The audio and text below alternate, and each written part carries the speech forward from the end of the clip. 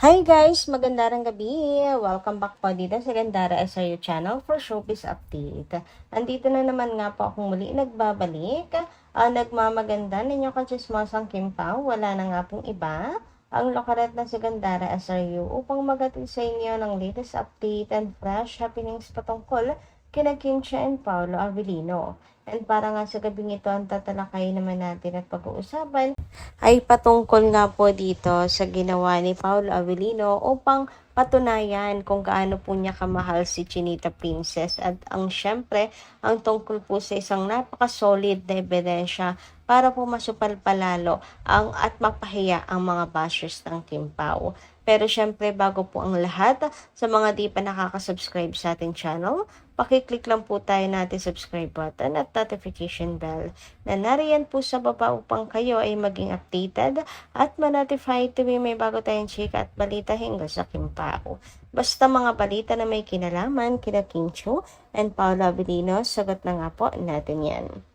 And dahil din po pala natin magpasalamat ngayon sa atin pong mga taga-subaybay na lagi pong nandyan at nakasuporta at nag-aabang ng atin pong daily updates. Bilang pasasalamat, ilang comment ang napili po natin basahin ngayong gabing ito para bigyan na rin ng tinig ang kanila pong mga reaksyon, komento at opinion bilang mga fans diba nila Kim and Paolo. So eto na nga mga kakimpaw ang first commentary natin ngayong gabi, si Lat and Home Hunter. So shout out madam at magandang gabi. Sabi niya, Kimpaw lang tayo. Kahit gusto ni Pau ulit na payag siyang i-partner sa iba, wala tayong pakialam. Basta walang suporta na manggagaling sa Kim Pao fans kasi hindi loyal si Paolo kay Kimi. Buti pa nga silang dalawa ni Nadine, may picture silang magkayakap or nakayakap pa siya kay Nadine. Baka naagaw niya na rin si Nadine sa boyfriend niya. Hindi kaya hiwalay na ang Kim Pao, kaya walang paramdam si Kimi. Kasi ganun siya noon kay Sian matagal siya na silang hiwalay pero tahimik lang siya. Nag-aalala kami na baka wala na nga sila ni Paolo kasi walang paramdam Kahit ayaw, bakit ayaw na ba nila sa atin? Di ba tayo nila kailangan? Mga solid Kim Pao tayo pero parang binabaliwala lang nila tayo. Kahit pick man lang na magkasama silang dalawa. Wala man lang. Walang nanonood sa tambalang Paolo at Nadine yan. Walang manonood kasi silang dalawa ang sumira sa mga fans ng Kim Pao at si Paolo pa naman, lahat ng maging partner niya ay nagiging GF niya. Ayaw niya lang umamin or aminin. Nakakalungkot lang pag nangyari kasi parang hindi tayo mahalaga sa kanila pala. Pero support Kim Pao only. Ayan, Latin Home Hunter. Alam ko, nagtatampo kayo kay Paolo Avellino and kay Kim Chiu kasi wala silang pictures together. Kahit naman nga po, nagparamdam na si Kim, may pictures na at na lumalabas sa mga pictures na nandun talaga siya sa Paris, nandun talaga siya sa taping ni Paolo Avellino, sa project ni Pao. Wala pa rin namang pong pictures silang dalawa na magkasama.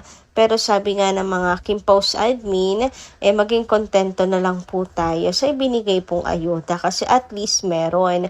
Wag nang hanapan ng pictures na magkasama silang dalawa ni Paolo Avellino kasi hindi pa naman nga nag-out ang Kim Pao. So siguro pag nag-out na sila, malaya na nilang maipost yung mga pictures na yon. Pero sa ngayon, ang mahalaga, napatunayan natin na ang Kim Pao po ay nandun talaga sa Paris at hindi na kinaya pa ng Kim Pao na manahimik na lamang. Siguro, namimiss rin po nila ang Kim Pao Landia, ganyan. Kaya nagparamdam na rin po sila. Huwag po kayong mangamba sa ginawang pananahimik ni Kim. Kasi, nag-aral pala si Kimi So, para walang istorbo, ayan, talagang nanahimik si Chinita Princess at hindi talaga siya nag-social media po muna. So, lahat po ay mayroong valid na dahilan. At yung mga dahilan po na yon ay konektado pa rin po sa Kim Pao. Kaya wag na po kayong magtampo po ha. Ang importante, Kim Pao pa rin hanggang dulo. Or hindi po iiwan nila Kim and Paulo ang Kim Pao. May project man ngayon si Pao with other artists, ang puso po niya ay na kay Chinita Princess lang naman po. So, kumbaga, ang damdamin ng puso ni Pao na iwan kay Kim. Anyway, dumako naman po tayo ngayon sa comment po ni Ma'am Feli Regondon at Kitty Bell. Sabi nila rito, Gandara, kung ano-ano na lang mga fake news na ginagawa, pati kaibigan ni Kim sinasali pa. Hindi natutulog ang mga bashers. Tayo mga kakimpaw, huwag maniwala sa mga fake news. Suportahan natin kung ano mga project na gagawin ng Kim Pao. Ilang araw na lang ay uuwi na ang magjusawa sa ating bansa, Kim Pao forever. So before po makawi ang Kim Pao, so mga 2 days or 3 days. Mga 3 days ago po itong comment ni Ma'am Feli Regondon at Kitty Bells. Wala namang interview si Bella na ganyan at sinabi niya yan. Alam ko pagdating dyan, may respeto si Bella sa mga kaibigan. Yes, true. Kaya nga sabi ko po sa inyo kung sakali man na may in-interview talaga si Bella at tinanong si Gerald at si Kim kung pwede magtambal ulit, kung agree siya. It's dalawa lang yan Either sabihin hindi, tatlo pala. Sabihin ni Bella, no comment. Or pangalawa, si Kim ang dapat tanungin. And pangatlo, hindi na. Kasi si Kim mismo ayaw na rin po. Ayaw na rin. May respeto talaga si Bella sa kanya pong best friend. Diba? Kilala po niya si Kim Chiu. Alam niyang masasaktan si Kim kapag nakipag-showbiz po siya ng sagutan. Anyway, dumako naman tayo ngayon dito sa comment po ni Ma'am Norma Tahayag. Sabi niya, Gandara, good PM. Nakaka-high blood naman yung caption mo. Ano ba? Bakit ba babalikan ni Kim si Gerald? Sino ba yang nagpupush na ligawan ni Gerald ulit si Kim? No way na, kasi nakita na ang totoong Gerald Anderson. At Kimi is very consistent na sa mga words niya noon na no second chance for those who makes fool of her. Kaya we know Kim is very wise man, and she knows that when she is fooled by a man, she will be the first to move out of their relationship. Good work, Kimi. Stick to your philosophy. And ikaw na ang unang mag-move out sa relasyon. God bless, KP.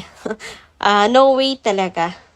And ang mga nagpo-push lang naman, mga Kimerald kasi meron pong mga meron pong nakikita na meron silang nakikita pong liwanag para sa kanila pong Kimerald. Kasi nga si Pao ay may project with other artists, so nakikita nila yun as chance na baka maaari si Kim din i-partner din sa iba at maaari ay kay Gerald.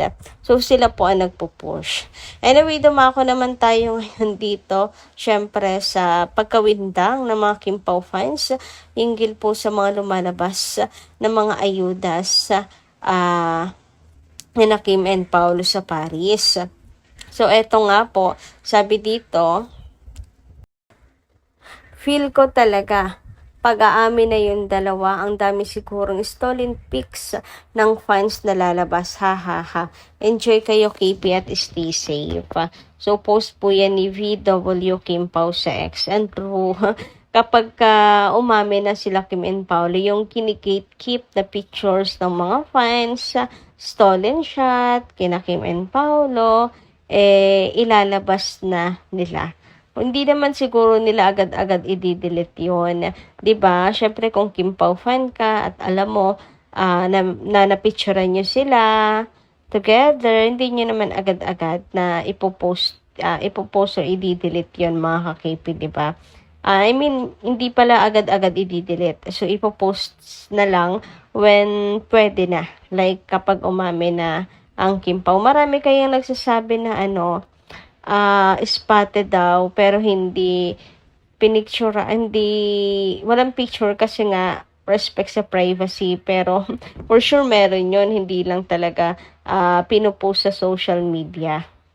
At the same time, meron din nagsasabi na bawal daw i-post, kaya basta nakita lang nila ang Kim Pao together, ganyan. Kaya sure, ang daming maglalabasan yan. Anyway, dumako naman nga tayo dito sa uusapan nga nung nakaraan, natawa ni Chinita Princess sa background na kilalang kilala. Talagang imposibleng hindi mo makikilala ang tawa ni Kimi. Happy feel po natin si Kim Chu. Kaya ito, masasabi natin solid na ebidensya na magkasama talaga ang Kim Pao. Hindi man po wala man po na pictures together ang Kim Pao, pero itong tawa ni Kim, masasabi po natin na solid ebidensya po yan na nandun si Kimi sa taping po ng project ni Paula Avellino at Nadine Lustre sa France. Ito nga po yung tawa. So, kayo nang bahalang humusga. O, diba, kay Kimi pong tawa yon, makikilala at makikilala mo talaga ang tawa ni Chinita Princess. Anyway, dumako naman nga tayo dito sa pagpunta ni Kimi sa France. So, ayun na nga, napag-usapan na yan before na pinasundo daw talaga ni Paolo si Kim. At doon po pumunta kasi hindi kaya ni Paolo Avellino na mawali ng matagal. So, isa lang po ang ibig sabihin yan. Talagang pinapatunayan ni Paula Avellino kung gaano niya kamahal si Kim kasi hindi po niya kaya na mawala po or mawalay sa tabi ni Chinita Princess ng ganun katagal. Grabe naman pong ano yan, di ba? Pagkakataon kapag nagkataon lang na naman itong mga nangyayari. Na nandoon si Pao sa France tapos pumunta rin si Kim sa France. Ibig sabihin, totoo na si Pao, gusto niya laging you beside me sila ni Chinita Princess. So, papaanong wala silang relasyon kung ganyan naman, di ba? Kung wala pong romantic relationship ang Kim Pao, bakit susunod at pupunta doon si Kimi sa taping or sa project ni Paula Avellino, right? Kung dito sa Pinas, maiintindihan pa po natin na bumisita lang si Kim, ganyan. Pero sa ibang bansa pa at sinadya pa ni Kim pumunta sa Paris para lang po magkasama sila ni Paolo. Sinong lolokohin ninyo, di ba? Meron na pong romantic relationship between them. Talagang totoo po ang kutob ng mga Kim Pao fans. And dun pa lang sa pinapunta siya ni Paolo Avellino doon, talagang na in love po sila sa isa't isa. At ganun po kamahal ni Paolo Avellino si Kimi. So, yun lang po muna yung ating update ngayong gabi ito. Maraming salamat po sa inyong pakikinig. Kita-kits po muli sa mga susunod natin chika. Maraming salamat at ingat po kayo palagi.